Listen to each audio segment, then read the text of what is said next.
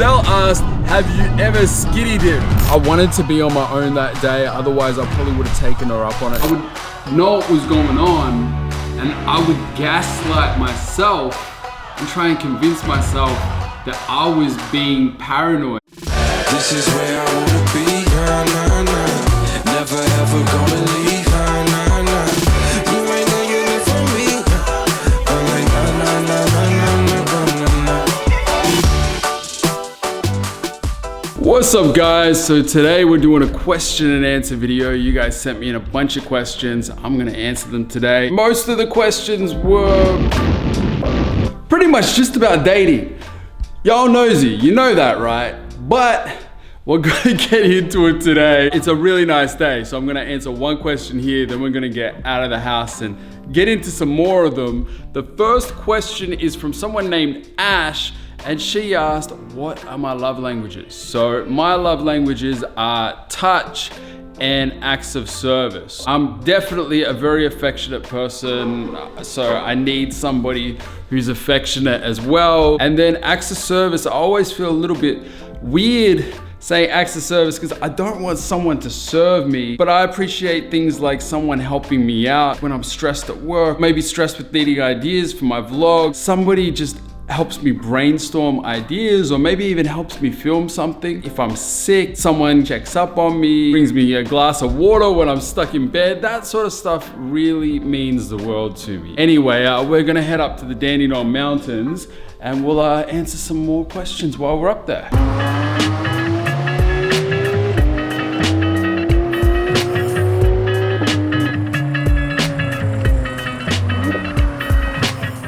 Erica is me asked, where's the next place you'd like to travel?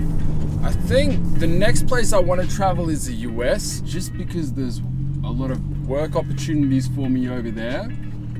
But the place that's on the top of my bucket list, always has been the top of my bucket list, is Machu Picchu in Peru. I've always wanted to go there. Giselle asked, have you ever skinny dipped? Yes. Nasty for that question.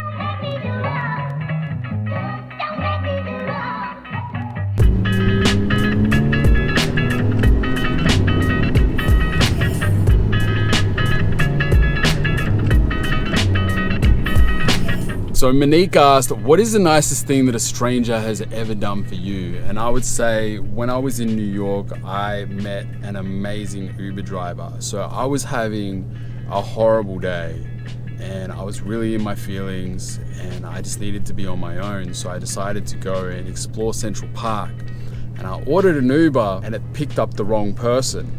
And I'm looking on the app and I'm watching my Uber just go further and further away. And finally, passenger gets dropped off, I get charged for their trip, and the driver finally gets in contact with me. And at this point, I'm mad. And it's more so about the stuff that's actually going on in my life than it is the Uber thing. But I choose to take it out on the Uber situation. And I'm really snappy on the phone. I'm like, yo, this isn't cool. I just had to pay for a stranger's trip. You picked up the wrong person. You should have checked if it was the right person. I was just really rude. I was out of character. The lady was really nice. She's like, if you got cash, I'll come pick you up. I'll give you a better price to Central Park and I'll take off the price that you've already paid. The lady rocks up. She's this like 50 or 60-year-old sweet lady in a hijab. She just has this lovely aura about her, and I get in the Uber and instantaneously I just felt really horrible taking my bad day out on her. And I was like, look, I'm really sorry. I shouldn't have been so snappy with you. I've just been having a really horrible day, and that's no excuse to take it out on you. Everybody makes mistakes. Can we start over? And she was like, sure. And we got to talking, and then she asked me about what was going on in my life. And sometimes it's just easier opening up to a stranger. So I told her everything that was going on with me and in my life, and she ended up telling me her life story. Then we got to my destination and she flat out refused to take any money from me. She's like, no, this is my gift to you. And also, if you would like, I would love to just show you around New York today. I'd love to take the day off work, free of charge, anywhere you want to go. I'll be your tour guide. I want you to have a great day in New York. And I wanted to be on my own that day. Otherwise, I probably would have taken her up on it because she was just so sweet. She really restored my faith in humanity and changed my whole New York trip for the better. And so when I left the Uber, even though she said she didn't want to be paid, I sent her a pretty big tip that was way more than what the trip would have cost, and just sent her a long message just saying, stay the person that you are, because you completely made my day. You really brightened up my day. You made more of a difference than you know.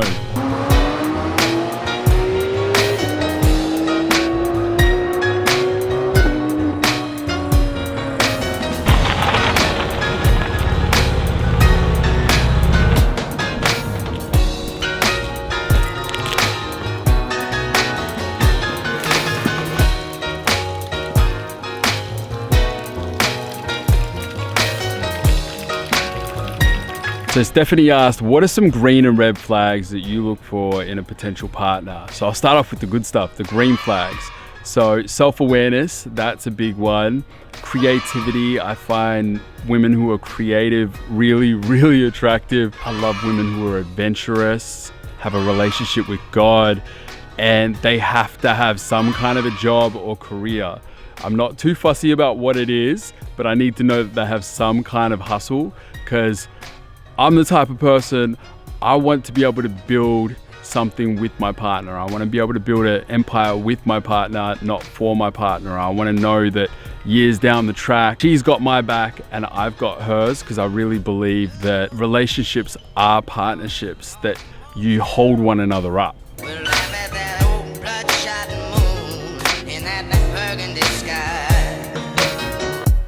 Next up, we're going to talk about red flags, and I just want to say, if you have any of these traits, I'm not trying to offend you. These are just things that I personally look out for. So the first red flag that I look out for is how they speak to other people, especially Uber drivers, taxi drivers, fast food workers. I feel like you can tell a lot about a person's true personality from the way that they speak to people in service jobs. If they get the majority of their worldviews from the Shade Room or TMZ, I'm sorry, but that's a red flag to me. If I'm worried about my kids finding their Instagram account, if she has negative views around counseling or personal development, that's a red flag for me. It's something that I believe in and that I'm quite interested in. So I want to share those views with a potential partner. And last but not least, if she has any kind of history of being unfaithful in previous relationships, and I completely understand that people make mistakes, that people change. I'm just saying that I'm at a stage in my life where I'm just not able to take that risk.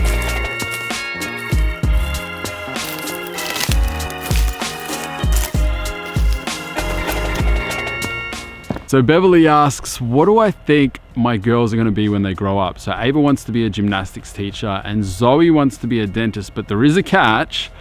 I have to be her dental nurse. So I may need to go and study dentistry at some point in my life. Honestly, I don't know where they're going to go in life. I feel like they can do anything that they want, and I just need to be there to support their hopes and dreams as they have them. Black Unity and Undergrad asked, do I want more kids? From a selfish point of view, I would love more kids. I love being a dad. I think if you watch my channel, you know how much I love being a dad, but I would really need to meet the right person.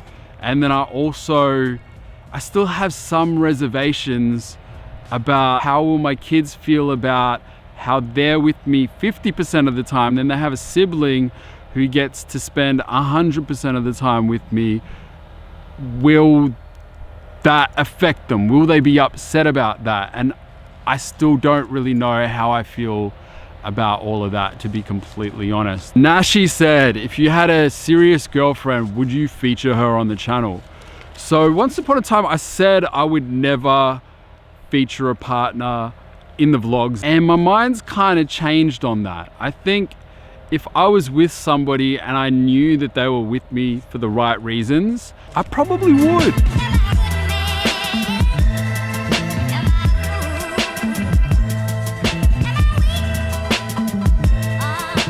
So Carol Matua and about 100 other people asked the $1 million question, And that was, am I currently seeing anybody, and what is dating like as a single father?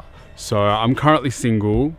I actually didn't really start dating for about 2 years into being single.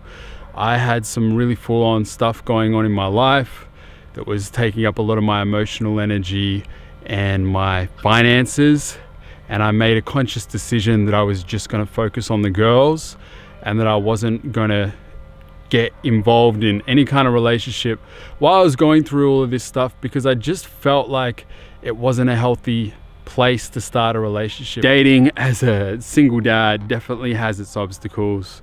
For one, I live in the middle of nowhere, so anytime I go on a date, there's traveling involved. I also don't introduce my girls to any women. I would have to be really serious about someone to allow them into my girls' lives, and I can understand from a woman's point of view that that would be hard for them, because I'm hiding one of the biggest parts of my life away from them. Like, I'm not including them in that, and I feel like that's got to be hard for anybody that I date.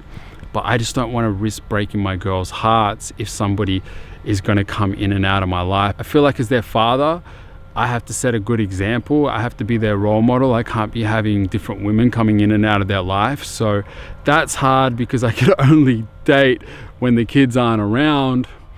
And then I also have to think about a whole lot of things that I didn't have to think about when I was a younger man who didn't have kids. It's not just about, do I like them? Am I attracted to them? Do we get along great? Do we have chemistry? I have to think about, will my kids like them? Will they be a great example for my kids? Can they be a role model for my kids in the future? Obviously, my kids have a mum and always will have a mum, but if I'm going to get serious about somebody, they're going to be a big part of my children's life as well. And that's a lot to think about. And it's also a lot of pressure to put on a woman as well. So I feel like it's going to take a really strong woman who really loves me and my kids to put up with us, because I know that that's a lot of pressure.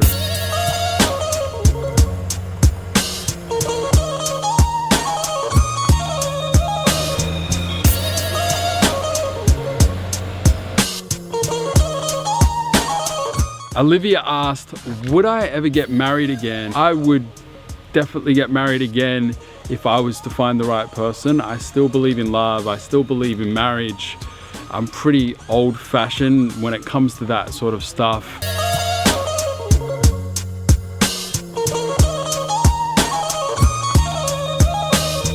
So Khadijah asked, would I ever do reality TV? Which is actually pretty funny, because I just got hit up by a reality TV show recently.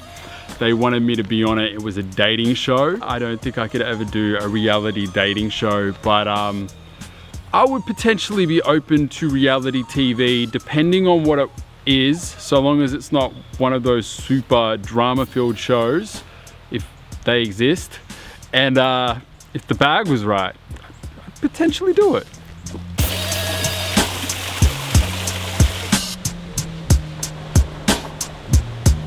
I'm really sorry, I know I'm about to pronounce your name wrong. Please forgive me.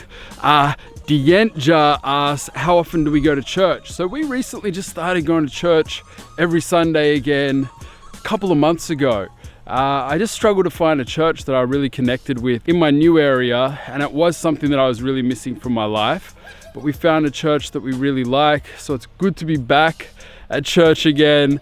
At my previous house, we used to go to a church called Enjoy, which is in Sunshine. Shout out to Pastor Shane and Pastor Mick. We just loved the community there. It was a great vibe. I still go there here and there, but it's like an hour and a half, if not longer, drive from my house.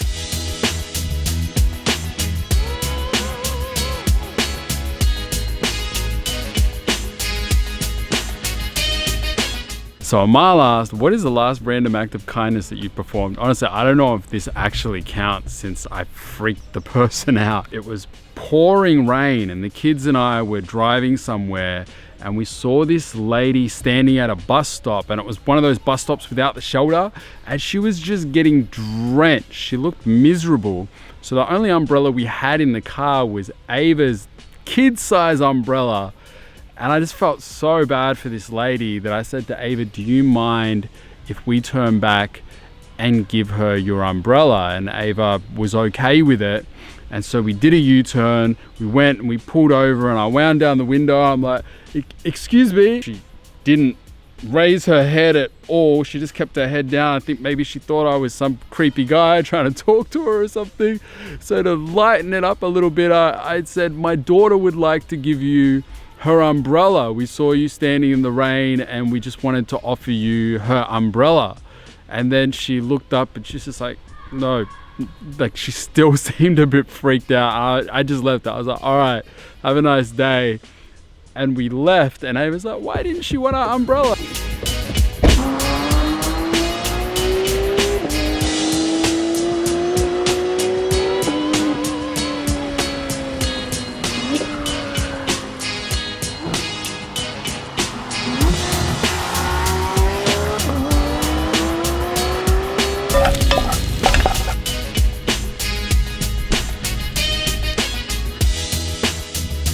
So Fran Jones asked, what is your absolute dream job, and are you gonna make it a reality or will it stay a dream? My dream job is still being a filmmaker. I love being behind the camera. As much as I love making YouTube videos, I do prefer being the guy behind the camera. I'm still trying to figure out how to make that happen.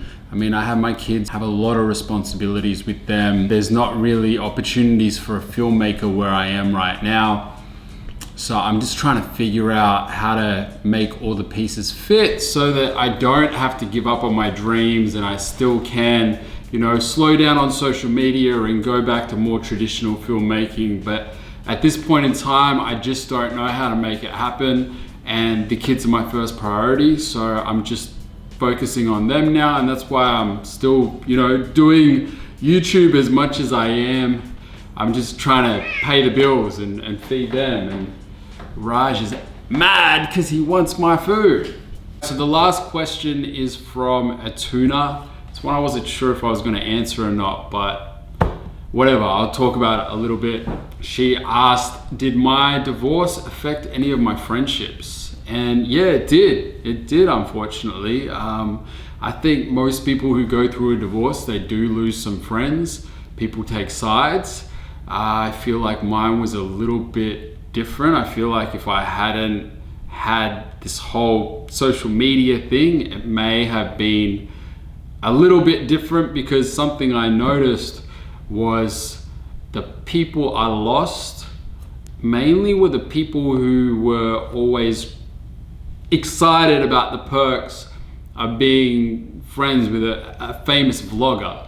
The ones who, you know, were trying to grow their social media and always asking for shout outs, always bragging about the fact that they had a famous YouTuber friend to other people when they met them, to the point where it made me feel uncomfortable. Those were the sort of people that I lost.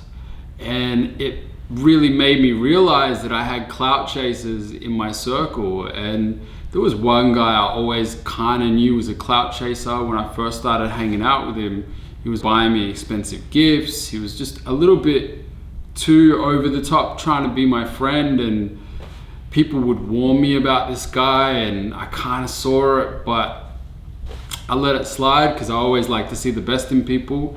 And this same guy, within a few weeks of me leaving my ex, he was trying to make money out of my divorce. It was crazy. It was so crazy. I would know what was going on and I would gaslight myself and try and convince myself that I was being paranoid, that these people weren't gossiping about me, that these people weren't trying to create opportunities out of my pain. It was like something out of a soap opera. I'd never experienced people like this. I've still got trust issues when it comes to new friends to this day because of this. And it really made me realize why celebrities always talk about no new friends, because the friends that I did lose, the friends that would gossip about me, the friends that really backstabbed me when I was going through my hardest time, they were people who I wasn't close to before all the fame. And I still struggle to say fame. And I feel like I'd never really realized I was famous until I went through the divorce and watched how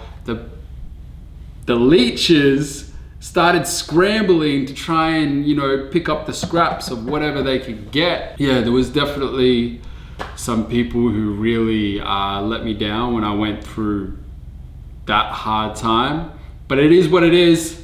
It was a great way to get people like that out of my life. Anyway, that's it for today's video. If you like this video, make sure you hit the thumbs up. Make sure you subscribe, hit the bell, all that. And I'm gonna have my dinner because it's getting cold. I'll see you guys in the next video. Bye.